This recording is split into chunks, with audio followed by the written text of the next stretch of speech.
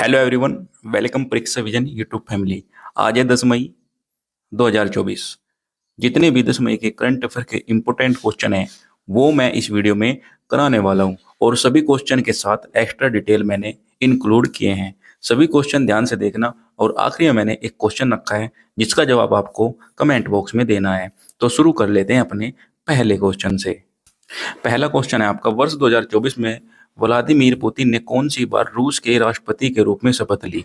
तो ये सही जवाब होगा आपका ऑप्शन नंबर 5वीं बार। जो व्लादिमीर पुतिन है वो 5वीं बार रूस के राष्ट्रपति बन चुके हैं। यहाँ पर आप इनकी फोटो देख सकते हो। डिटेल में जानेंगे। जैसे व्लादिमीर पुतिन ने 5वीं बार रूस की राष्ट्रपति के रूप में पदभार ग्रहण किया है। पुतिन का नया 6 साल का राष्ट्रपति कार्यकाल 2030 है। पुतिन ने साल 2000 में पहली बार राष्ट्रपति पद की शपथ ली थी। इसके बाद से 2004, 12 और 2018 में राष्ट्रपति बन चुके हैं।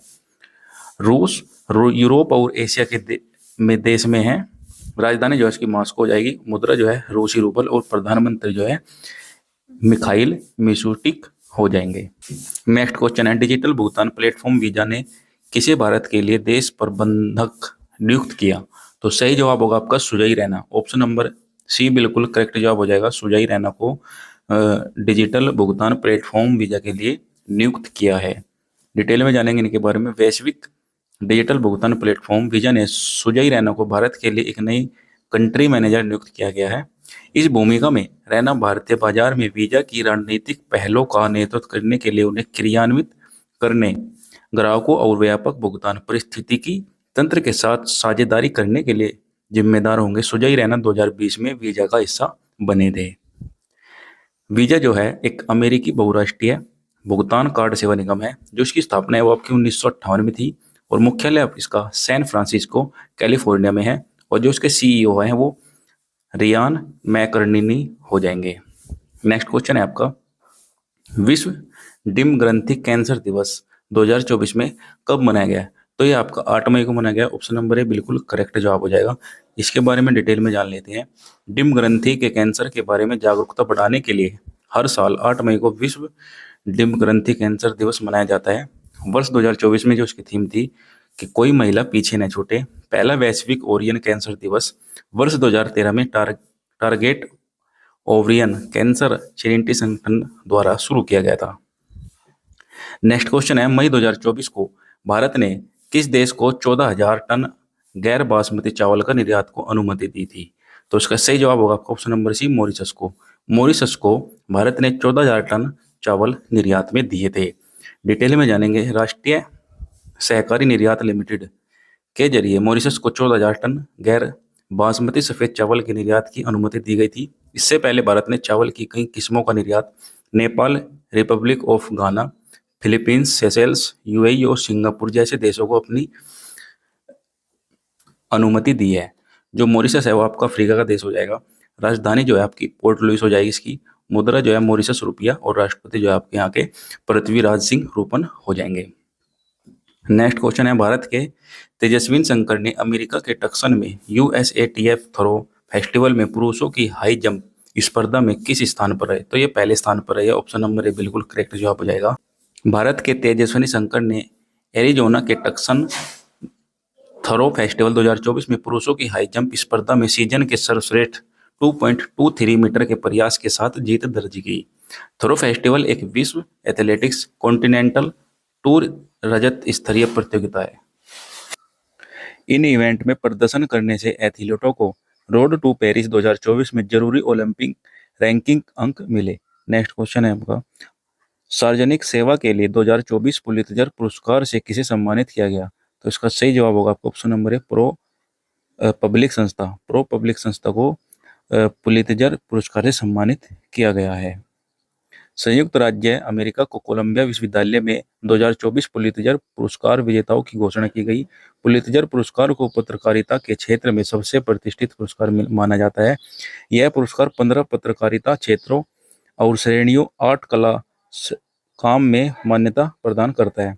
पुलित्जर पुरस्कार की स्थापना हंगेरी मूल के अमेरिकी जोसेफ पुलित्जर ने की थी। पहला पुरस्कार 1917 में प्रदान किया गया था। नेक्स्ट क्वेश्चन है 31वें अरेबियन ट्रेवल मार्ट एटीएम 2024 का आयोजन कहाँ किया गया है? तो ये आपका दुबई में किया गया है। ऑप्शन नंबर ए बिल्कुल सही जवाब हो जाएगा, संयुक्त अरब अमीरात में। इसके बारे में डिटेल में जानेंगे। मध्य पूर्व पर्यटन बाजार में भारत की उपस्थिति को मजबूत करने के लिए पर्यटन मंत्रालय ने 6 से 9 मई 2024 तक दुबई में आयोजित होने वाले अरेबियन ट्रेवल मार्ट 2024 में भाग लिया। इसके अनुरूप अतुल्य भारत मंडप का उद्घाटन किया गया। वर्ष 2024 में जो उसकी थीम थी सशक्त नवाचार उद्यमिता के माध्यम से यात्रा में बदलाव। पर्यटन मंत्रालय ने अरेबियन ट्रेवल मार्ट में कुल समर्स ऑफ इंडिया अभियान की शुरुआत की।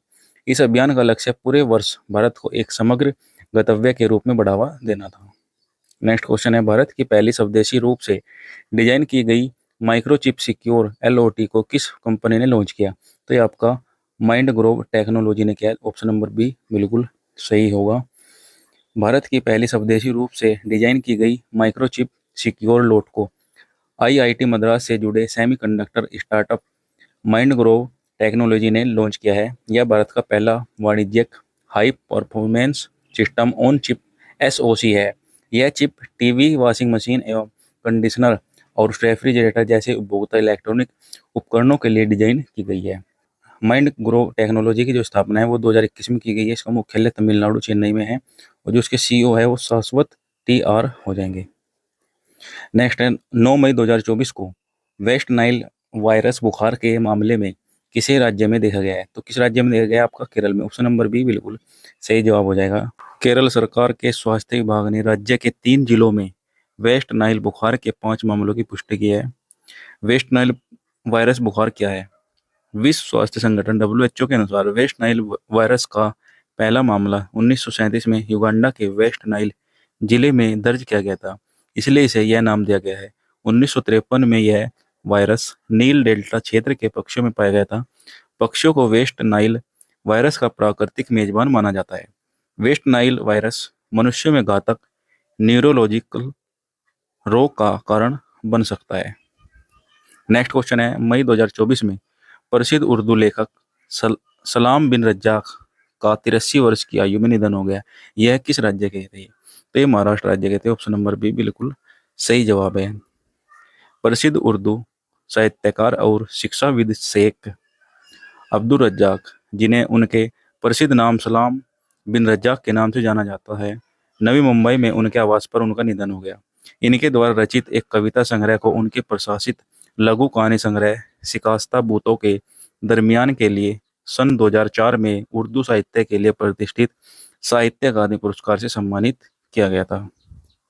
नेक्स्ट है, वर्ष 2024 में रविंद्रनाथ टैगोर की 163वीं जयंती कब मनाई गई? तो ये आपका 7 मई को मनाई गई। ऑप्शन नंबर बी बिल्कुल सही जवाब है।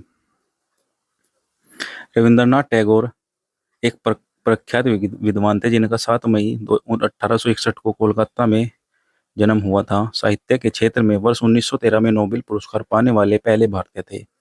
महात्मा गांधी ने उन्हें गुरुदेव की उपाधि दी थी।